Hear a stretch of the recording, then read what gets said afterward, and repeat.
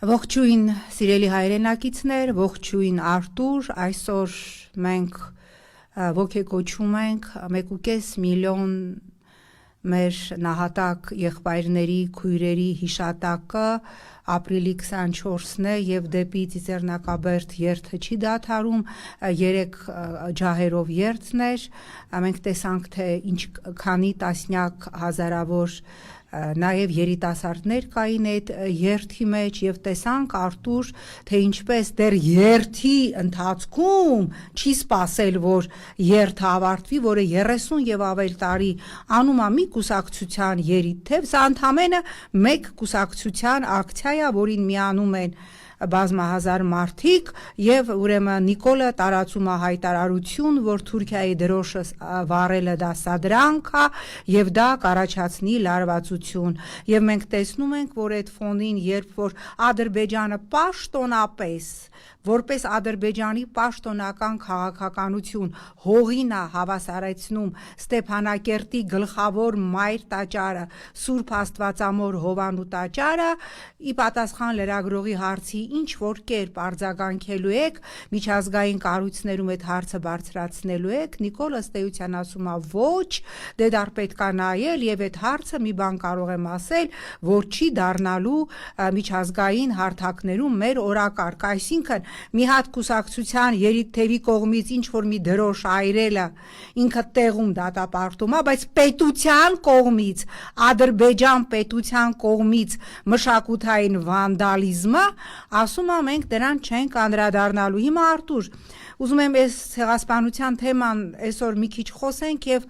խոսենք ինչպես և ծրագրել էինք աղանդների մասին, որովհետև այն ինչ որ հիմա կատարվում է Հայաստանում, դա տիպիկ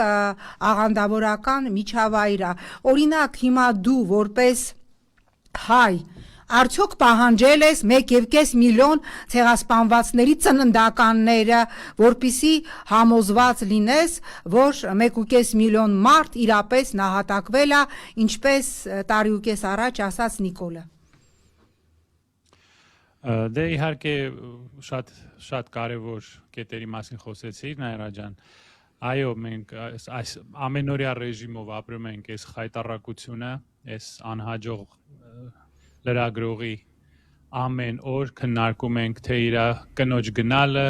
թե իր կնոջ հետ գալը, թե այստեղ սենց բան ասեց, այնտեղ այնց բան ասեց, իր աղանդի անդամները սենց արեցին, նենց արեցին ամեն օր և սա իսկապես շատ դժվար է, մարդու ներվերը իսկապես մաշվում են։ Նախ եթե նա այդպիսի ձևով արձագանքում է Թուրքիայի դրոշի այրելուն, նա ինչու ոչինչ չի ասում, երբ Հայաստանի դրոշի վրա ոտեր է սրբում մեր հարևան պետության ղեկավարը։ Վերջերս քեզանից իմացա, որ ինչ որ պար էր, երբ երիտասարդները պարում էին և ոտները սրբում էին Հայաստանի դրոշի վրա։ Իսկ դրա մասին Ադրբեջանի դեսպանը Հայաստանում ինչ որ բան ասեց, երևի ոչ։ Մենք պետք է հասկանանք, մենք ապրում ենք Հայաստանի ինքնավար մարզում, Ադրբեջանի կազմում, որտեղ մեր ղեկավարությունը հրամաններ է ստանում Բաքվից, այսինքն մենք հիմա Ադրբեջանի ինքնավար մարզ ենք։ Պետք է շնորհավորել մեր սեկտանտներին։ Հիմա ցեղասպանություն եղել է մի քանի անգամ, շատ անգամ, ցավոք սրտի մարդկության պատմության մեջ մենակ 20-րդ դարի մասին խոսելով իհարկե եղել է հոլոկոստը, այդ սարսափելի բարբարոս ոչնչացումը Եվրոպայի հրեաների 6 միլիոն մարդ ամենավայրենի ձևով քիմիական զենքի օգտագործմամբ, գազի օգտագործմամբ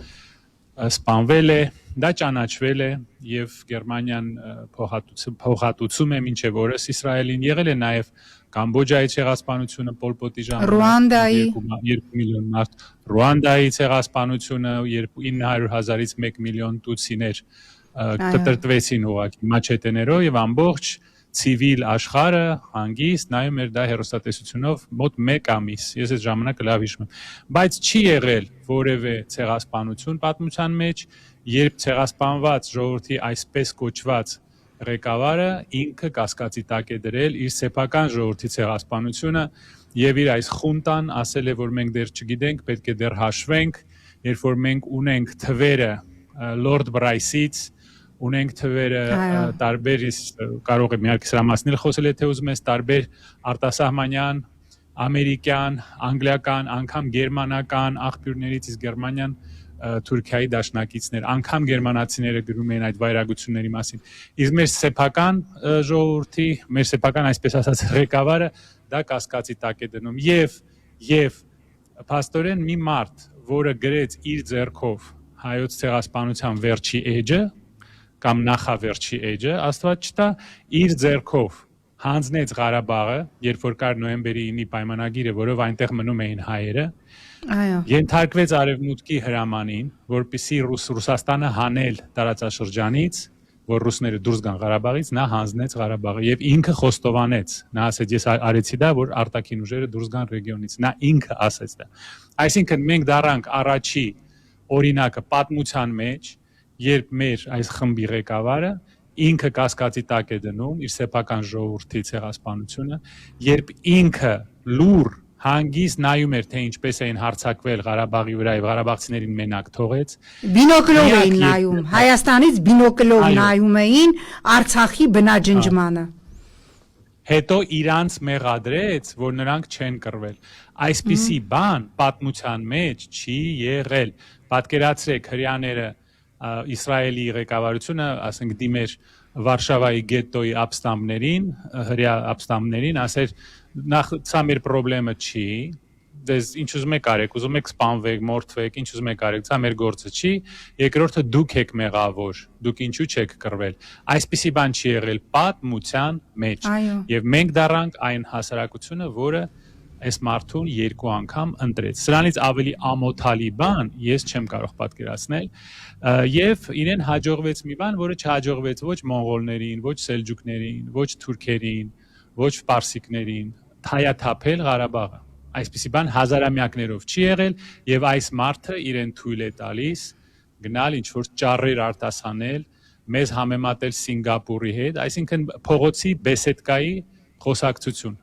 Պարզ է, մարդ չունի ոչ մի կրթություն, իր ժողովրդին ատում է, ինքը լինելով աբիժնիկ, իր ժողովրդից իր վրեժն է լուծում, եւ մենք դառանք առաջի ազգը, որը այսպես խայտարակ ձևով իր սեփական ժողովրդին հանձնեց, հետո մեղադրեց, հետո մի հատ մատ թափ տվեց գորգորած այդ կնոջ վրա։ Այսպիսի բան չի եղել պատմության մեջ։ Ես ուզում եմ շնորհավորել մեր սեկտայի անդամներին, դուք արժանի եք ձեր ղեկավարին, դուք արժանի եք ձեր ղեկավարին։ Արտուր ջան, նախ ասեմ, որ քիչ առաջ Նիկոլը Ծիծեռնակաբերդում էր, այդ ամենը ուղիղ եթերով հեռարձակվում էր մեր բոլորի գումարներով սնվող եւ գոյատևող հանրայինով, բայց հենց Ծիծեռնակաբերդ հուշահամալիրին մոտեցավ վեհափառ անմիջապես, ուրեմն այդ հատվածը չհերարձակվեց, բայց ուզում եմ, քանի որ ինչ որ մի հատ սպիչ է, հա տեքստ է ինքը գրել, որ մենք պիտի այս գուրգուրենք 29742 սա է մերը, այսքան կիլոմետր է, մենք չպիտի գնանք ոչ իրական Հայաստանների հետևից, սա եւ փորձ է արվում հանրային գիտակցության, ինչպես նաեւ համաշխարհային լսարանին ինչ որ սխալ կոդեր ուղարկել, որ այս ջահերի երթերով, այս ակցիաներով պահանջելով ցեղասպանության ճանաչում մենք ըստ էության ինչ որ տարածքային հավակնություններ ունենք Թուրքիայից, ինչը հասկանալի է, չէ, որ համաշխարհային իստեբլիշմենտի համար չի կարող ընդունելի լինել։ Երբ որ մենք ասում ենք, մենք պիտի հարգենք մեր զոհերի հիշատակը, երբ որ ասում ենք, որ Գերմանիան շատ ավելի հզորացավ եւ ճանաչեց, երբ այն ժամանակ, երբ ճանաչեց իր կողմից իրականացված հрьяաների ցեղասպանությունը եւ այս ճանաչման քաղաքականությունը, որ ի վերջո Թուրքիան եւս ճանաչի, սա պիտի շարունակվի լինել մեր արտաքին քաղաքականության մեջ, միգուցե ոչ ամենաառաջի, հա, խնդիրը, բայց արտաքին քաղաքական օրակարգի կարևոր առանցքներից մեկը հիմա Նիկոլը փորձում է տրանսֆորմացնել, որ մենք երևի ուզում ենք Թուրքիայից տարածքային պահանջներ ունենք եւ աշխարհին ասում է եկել եմ ես խաղաղասերս, ես Դոն Կիխոտս, ես ես, բայց այն բանը կոտ Լեոպոլդս խաղաղասեր давайте жить дружно, բայց տեսնում եք Հայաստանում կան ռևանշիստական ուժեր, ովքեր ուզում են գնան Ստամբուլը դարձնեն արյանցով եւ այլն եւ այլն։ ոնց հասցնել էլի միջազգային հանրությանը նաև, որ դուք ինքներդ մշտապես դատապարտել եք ցեղասպանությունները եւ դուք ինքներդ մշտապես ասել եք չդատապարտված ցեղասպանությունը, չճանաչված ցեղասպանությունը դա դուր է նոր ցեղասպանության։ Այս մարդը երևի մի օր որ սուտ չասի, երևի լավ չի կարողանալու օրը անցկացնել, թող այս անհաջող աբիժնիկ չստացված լրագրողը եւ մանավանդ չստացված երկրի ղեկավարը չհաջողված, որի մոտ ոչ մի բան չի հաջողվում, թող նա այս հարցերից հեռու մնա, նա որևէ գործ չունի, առանց անգամ կրթություն ունենալու այս հարցերի մասին նա թող չխոսի, մեր ղեկավարներից որևէ մեկը անցյալում տարածքային որևէ պահանջներ չէր ներկայացրել, մեր բոլոր ղեկավարները ասում էին, որ մենք չունենք ոչ վրեժխնդրության ինչ-որ նպատակ, ոչ ուզում ենք ատելության մեջ ապրել Թուրքիայի հետ, մենք պարզապես ուզում ենք ընդունել այն ճշմարտությունը, այն ինչ որ եղել է մեր ժողովրդի հետ եւ խոսել Թուրքիայի հասարակության հետ հարգանքով առանց ատելության։ Ես ունեմ Թուրքիայում շատ եւ շատ ընկերներ եւ բավականին բարձրաստիճան պաշտոններ զբաղեցնող մարդիկ, որոնք որևէ խնդիր չունեն հանգիստ ընդունելով, որ այո, այսպիսի բան է եղել, կներեք մեզ, ներեցեք մեզ, մենք այսպիսի բայց քանի թուրք մտավորական ընդունեց դա, եկավ նույն ցեղասպանության հուշահամալիր, այսինքն բազմաթիվ թուրք մտավորականներ այդ մասին խոսել են, գրել են, գրքեր են գրել եւ ընդունել են ցեղասպանությունը եւ Թուրքիայի ղեկավարներին մշտապես կոչ են արել ճանաչել եւ ազատվել պատմական այդ բեռից եւ ճանաչումով դառնալ քաղաքակիրթ աշխարհի մաս, մենք տեսնում ենք, որ այստեղ մեզ կոչ են անում այդ մասին չխոսել, այդպիսի բաներ չանել եւ ընդհանրապես տեսնել թե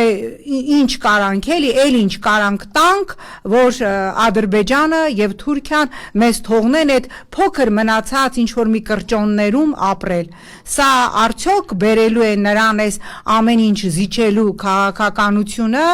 որ Ադրբեջանը օրինակ նոր պահանջներ չներկայացնի Հայաստանին։ Ես չեմ կարծում։ Դու Պատասխանեմ քո հարցին, Նայրա ջան, 2 օր առաջ ես մինչև ուշ գիշեր նստել էի, որոշ դիվանագիտական փաստաթղթեր էի նայել, պատասխանեմ քո հարցին։ Այս աբիժնիկը ասում է, որ մենք պետք է էլի զիջենք եւ մեր անվտանգությունը կապահովի ինչ որ կադաստրի թուղթը կամ ինչ որ վկայականը, այդ իր այդ փողոցային, այդ մանկապարտեզային խոսքերը բոլորս հիշում ենք։ Այսինքն, երբ որ մենք կնքենք ինչ որ պայմանագիր ստորագրենք, կլինի խաղաղություն։ Ուրեմն ես նայեցի, չալարեցի 1917 թվականից մինչև 1923 թվականը կարող ես գուշակել, քանի պայմանագիր ա կնքվել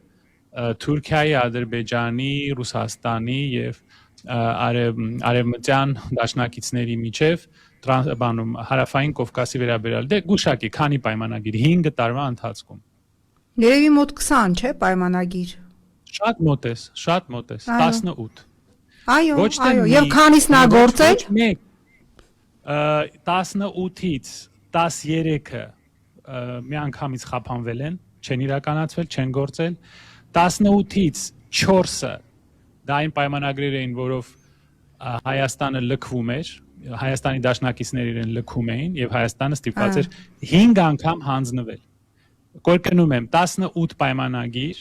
13-ը միանգամից փլուզվեցին, չհաջողվեցին,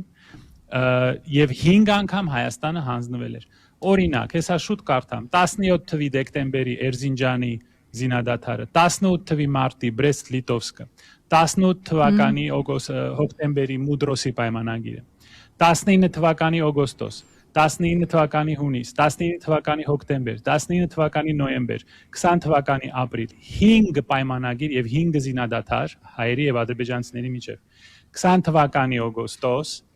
20 թվականի օգոստոսի